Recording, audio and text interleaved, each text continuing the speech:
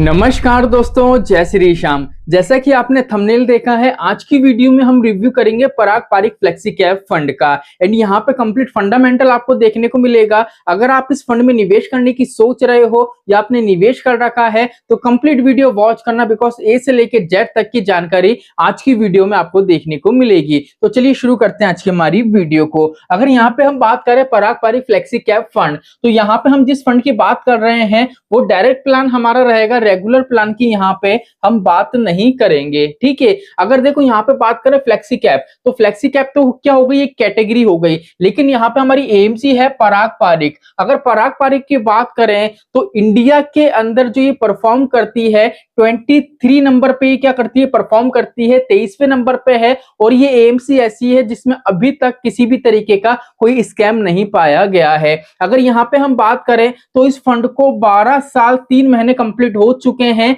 13 मई 2013 को ये fund market में आया था। मतलब अगर देखें तो फंड काफी ज्यादा पुराना है और ट्रस्टेबल एएमसी है और काफी अच्छा मार्केट में परफॉर्म भी कर रहा है। अब यहाँ पे बात आती है पहले तो सर फ्लेक्सी कैप कैटेगरी क्या होती है। देखो फ्लेक्सी कैप कैटेगरी वो होती है जिसमें लार्ज कैप का वेटेज होता है वो ज्यादा होता है। आप फ्लेक्सी कैप फंड्स को एक तरीके से as a large cap consider कर सकते हो। अब यहाँ पे अगर हम बात करें, आप निवेश करना चाहते हो तो मिनिमम 1000 रुपए की एसआईपी और 1000 रुपए का लमसम आप यहाँ पे कर सकते हो। अगर इस पर्टिकुलर फंड की बात करें तो इसका एयूएम फंड का जो साइज आपको देखने को मिलेगा वो मिलेगा, यहाँ पे देख लीजिए, 1,13,281 करोड़ रुपए का। मतलब एयूएम भी इसका काफी अच्छा है, काफी निवेशक ने यहाँ पे पैसा निवेश करा है, तो काफी अच्छा ट्रस्ट यहाँ पे बिल्ड हो चुका है। चलिए अब यहाँ पे आगे अगर फंडामेंटल की बात करें, अगर यहाँ पे आप पैसा निवेश करोगे तो इक्विटी के अंदर यहाँ पे पैसा निवेश हो रहा है 76.2% का, डेब्ट के अंदर यहाँ पे पैसा निवेश हो रहा है 21% का, और रियल एस्टेट में पैसा निवेश हो रहा है 0.2% का,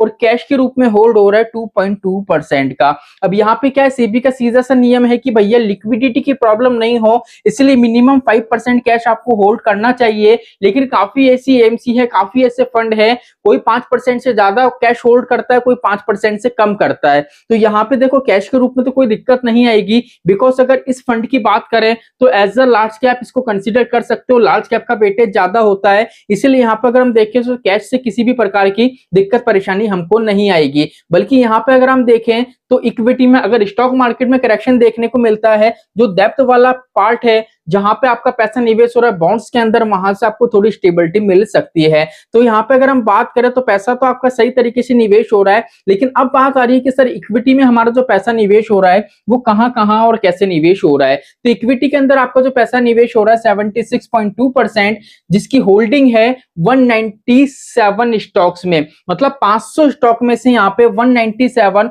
ऑलमोस्ट 200 स्टॉक्स में आपका पैसा निवेश हो रहा है। अब यहाँ पे 197 जो स्टॉक्स हैं उसकी हम असेट्स एलोकेशन देखते हैं कि भैया किस कैटेगरी में कितना पैसा निवेश हो रहा है। तो यहाँ पे लार्ज कैप में आपका जो पैसा निवेश हो रहा है 71.85% का, मिड कैप में जो पैसा निवेश हो रहा है वो हो रहा है 1.99% का, और स्मॉल कैप में जो पैसा निवेश हो रहा है 2.37% का। जैसा कि मैंने आपको बोला था फ्लेक्सी कैप कैटेगरी है, लेकिन as a large cap consider कर सकते हो, बिकॉज यहाँ पे जो वेटेज होता है वो ऑलमोस्ट लार्ज कैप का सबसे ज्यादा होता है। तो यहाँ पे देख लीजिए काफी ज्यादा स्टेबिलिटी आपको प्रोवाइड करेगा, बिकॉज लार्ज कैप का वेटेज इसमें काफी अच्छा है। चलिए आगे की तरफ चलते हैं। अब यहाँ पे देख लेते हैं कि सर हमारी जो होल्डिंग है 197 जो स्टॉक्स में हमारा पैसा निवेश हो रहा है, अब मार्केट में वो कैसा परफॉर्म कर रहे हैं ये कैसे जाने। तो इसको जानने के लिए हमारे पास कुछ रेशियो है, जैसे आता है शार्प रेशियो। अब शार्प रेशियो अगर हम देखें तो इस पर्टिकुलर फंड का है 1.67 और कैटेगरी का है 0.97। अब शार्प रेशियो क्या बताता है, अब शार्प रेशियो ये बताता है कि पर्टिकुलर फंड आपको जितना भी रिटर्न दे रहा है वो पर यूनिट रिटर्न कैलकुलेट करने के लिए आपको पर यूनिट पे कितना ज्यादा मार्केट से रिस्क ले रहा है। अब यहाँ पे अगर कैटेगरी का देखें तो 0.97 है और पर्टिकुलर फंड का देखें तो 1.67।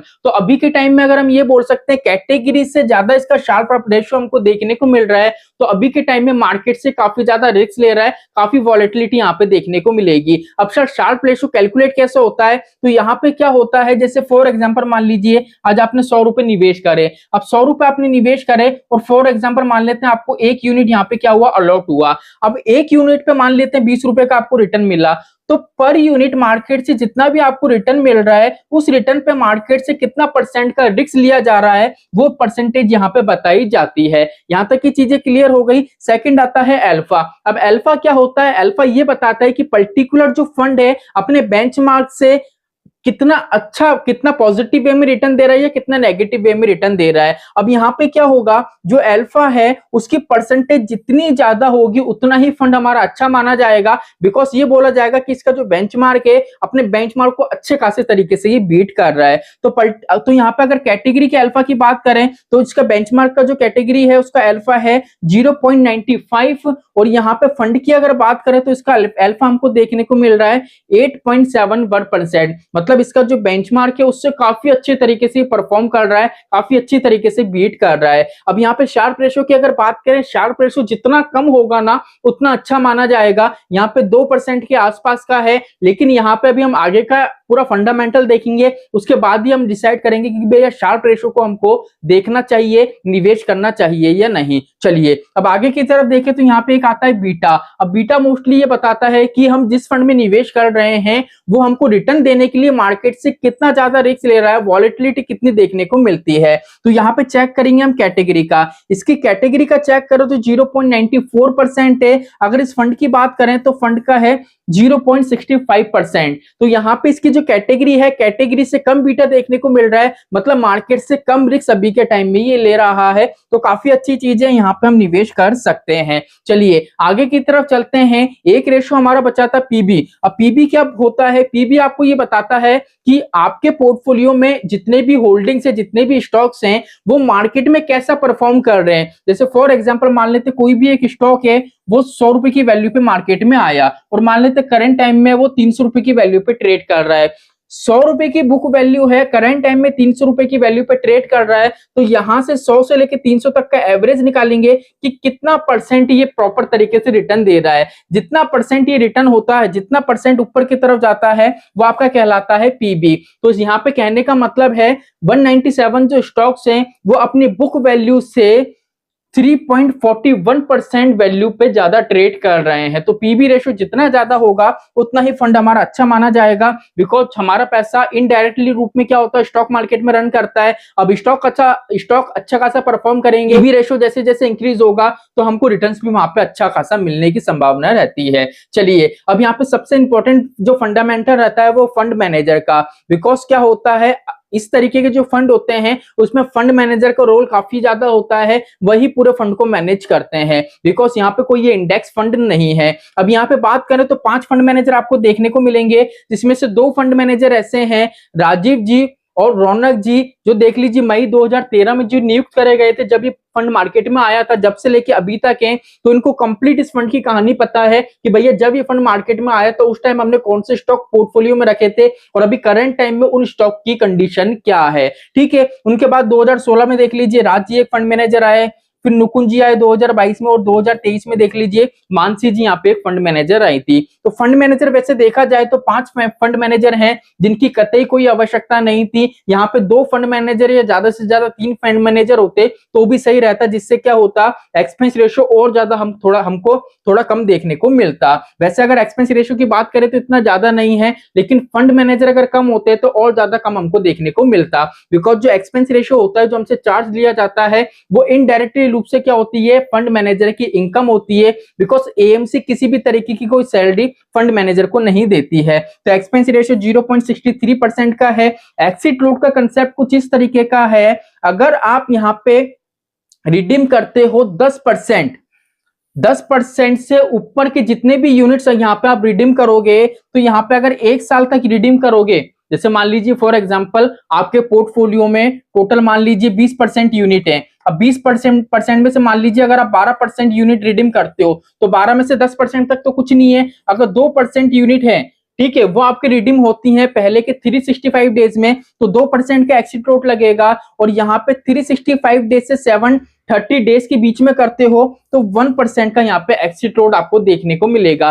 कंसेप्ट थोड़ा कंफ्यूज करने वाला है, लेकिन हम जितने भी फंड है large cap, mid cap, small cap, उन सभी से कंपेयर करें तो एक्सिट लोड का जो कंसेप्ट है यहाँ पे काफी अच्छा हमको देखने को मिलेगा। इसके बाद आती है कि सर यहाँ पे हमारा जो पैसा स्टॉक्स में निवेश हो रहा है, अगर सेक्टर वाइज बात करें तो किस सेक्टर पे ज्यादा फोकस करा गया है, तो यहाँ पे फाइनेंशियल सेक्टर देख लीजिए 37% है, टेक्नोलॉजी में 25% है, कंज्यूमर में देख लीजिए 13% है, मटेरियल में 8% है, इसके बाद हम देखें तो एनर्जी भी 8% है।